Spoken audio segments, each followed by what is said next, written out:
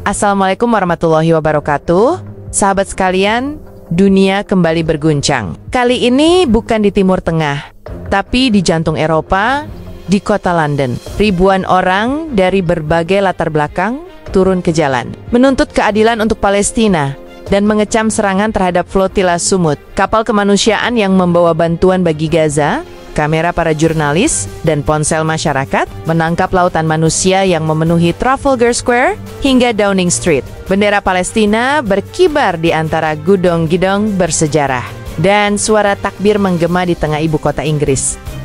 Sebelum kita lanjut, jangan lupa untuk like, komen, share, dan subscribe agar suara kebenaran ini terus menyala di seluruh dunia Islam. Mari kita simak bersama bagaimana London berubah menjadi simbol perlawanan dan kemanusiaan pada Sabtu sore yang dingin. Ribuan orang mulai memadati pusat kota London. Mereka datang dari berbagai penjuru Inggris, dari Birmingham, Manchester, hingga Liverpool. Spanduk besar bertuliskan Freedom for Palestine terbentang di depan National Gallery. Sementara orator dari berbagai organisasi kemanusiaan menyerukan satu pesan: hentikan kezaliman, bebaskan Gaza. Polisi Metropolitan memperkirakan massa mencapai lebih dari 50.000 orang. Sementara panitia aksi mengklaim jumlahnya bisa mencapai 2 kali lipat. Suasana penuh emosi tetapi tertib dan damai. Mereka membawa gambar anak-anak Gaza, poster bertuliskan Justice for Flotilla dan End the Blockade Now. Suara genderang, nyanyian, dan pekikan takbir berpadu di udara London yang kelabu. Banyak di antara mereka bukan Muslim, namun hadir karena rasa kemanusiaan. Dari pelajar, dokter, pengacara, hingga aktivis gereja, semua berdiri dalam satu barisan menolak kejahatan terhadap rakyat Palestina.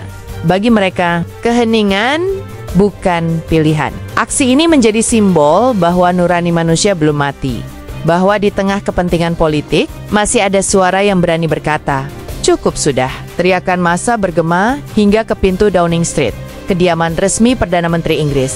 Seruan "Shame on you, Rishi Sunak" terdengar keras, menandakan kemarahan publik terhadap sikap pemerintah yang dianggap terlalu pasif dalam menanggapi tragedi flotilla Gaza. Seorang aktivis perempuan dari Palestine Solidarity Campaign berkata dalam orasinya, "Kami tidak akan berhenti sampai Inggris berdiri di sisi kemanusiaan, bukan di sisi penindasan." Kalimat itu disambut tepuk tangan dan tangisan. Banyak peserta yang meneteskan air mata ketika pembicara lain membacakan nama-nama anak Gaza yang tewas akibat blokade di antara lautan massa. Terlihat banyak keluarga Muslim membawa anak-anak mereka, menanamkan nilai bahwa membela keadilan adalah bagian dari iman. Mereka mengajarkan pada generasi baru bahwa cinta kepada Palestina adalah cinta kepada sesama manusia. Bagi warga Inggris yang ikut, ini bukan hanya tentang politik luar negeri, tetapi tentang kebenaran dan hati nurani. Sebuah pesan kuat bahwa manusia tidak bisa terus diam menyaksikan penderitaan bangsa yang dizalimi. Flotilla Sumut menjadi simbol perlawanan damai. Kapal itu berlayar membawa bantuan medis dan logistik untuk Gaza, namun dicegat di tengah laut oleh pasukan Israel. Kejadian itu memicu amarah dunia. Di Inggris, publik menilai serangan terhadap flotilla sebagai pelanggaran terang-terangan terhadap hukum internasional. Beberapa pengacara dan anggota Parlemen Inggris menuntut agar pemerintah menekan Israel untuk segera membebaskan para relawan yang ditahan. Sementara itu, organisasi HAM menyerukan agar Inggris mengirim misi pengawasan ke perairan Mediterania untuk menjamin keselamatan kapal kemanusiaan di masa mendatang. Demo besar di London adalah wujud nyata bahwa solidaritas tidak mengenal batas negara. Bagi banyak orang, flotilla Sumut bukan sekadar kapal, melainkan simbol keberanian melawan ketidakadilan global. Kebersamaan itu terasa nyata. Di tengah lautan bendera Palestina, umat Islam dan non-Muslim bersatu dalam tekad yang sama, membela kemanusiaan.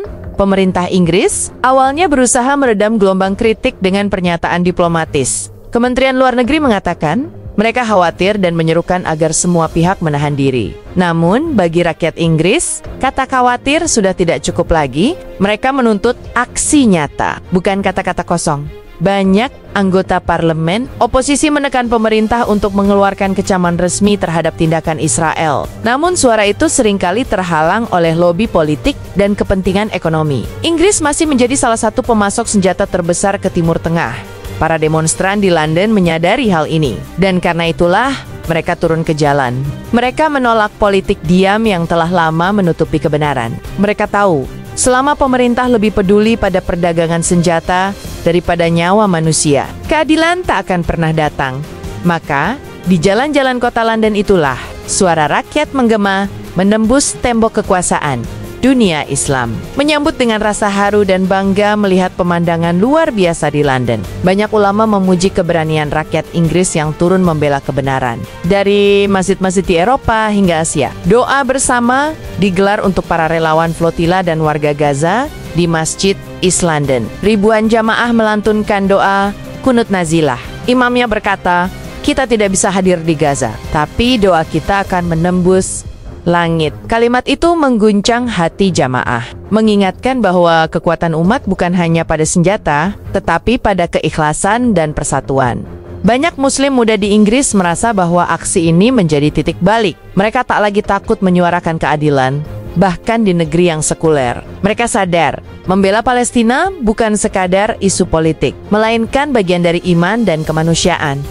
Gerakan ini pun menyebar cepat, dari London ke Birmingham, dari Manchester ke Glasgow, semua bersatu dalam semangat satu kata, Palestina. Media internasional memainkan peran besar dalam membentuk opini publik. Sayangnya, sebagian media barat masih berat sebelah, menutupi kekerasan yang dilakukan Israel dan hanya menampilkan narasi keamanan Israel terancam. Namun kini, media alternatif dan jurnalis independen di London mulai berani membuka fakta sebenarnya. Video-video amatir dari demonstran, kesaksian warga, dan dokumentasi lapangan membanjiri media sosial. Dalam waktu singkat tagar, London for Palestina menjadi trending global. Anak muda muslim Inggris menggunakan platform digital untuk melawan propaganda. Mereka menulis, membuat video, dan mengedukasi publik tentang apa yang benar-benar terjadi di Gaza dan Laut Mediterania. Inilah perang baru, perang narasi, di mana kebenaran harus diperjuangkan bukan dengan peluru, tetapi dengan pena dan keberanian berbicara. Aksi besar di London memicu gelombang serupa di negara lain. Di Roma, Madrid, hingga Berlin, ribuan orang ikut turun ke jalan. Dunia melihat bahwa solidaritas untuk Palestina bukan lagi fenomena timur, melainkan gerakan global. Negara-negara muslim memuji langkah rakyat Inggris. Bahkan sebagian tokoh dari dunia barat sendiri menyebut bahwa hati nurani telah kembali berbicara bagi umat Islam. Ini adalah kabar baik, bahwa Allah telah membangunkan hati banyak manusia untuk menolak kezaliman, bahwa kebenaran tidak lagi terkurung oleh batas ideologi dan politik. Gelombang ini terus membesar, menandakan bahwa perjuangan Palestina kini telah menjadi perjuangan seluruh umat manusia. Pemerintah Inggris mulai merasa tertekan.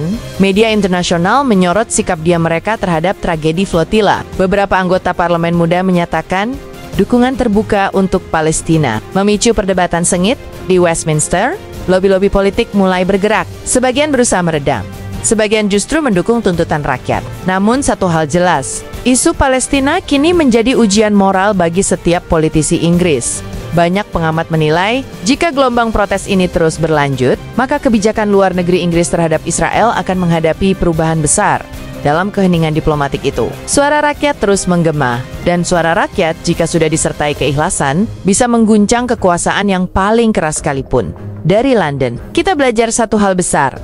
Kekuatan terbesar umat manusia adalah kesatuan hati. Ribuan orang dengan bahasa, ras, dan agama berbeda bisa bersatu karena satu hal, kemanusiaan.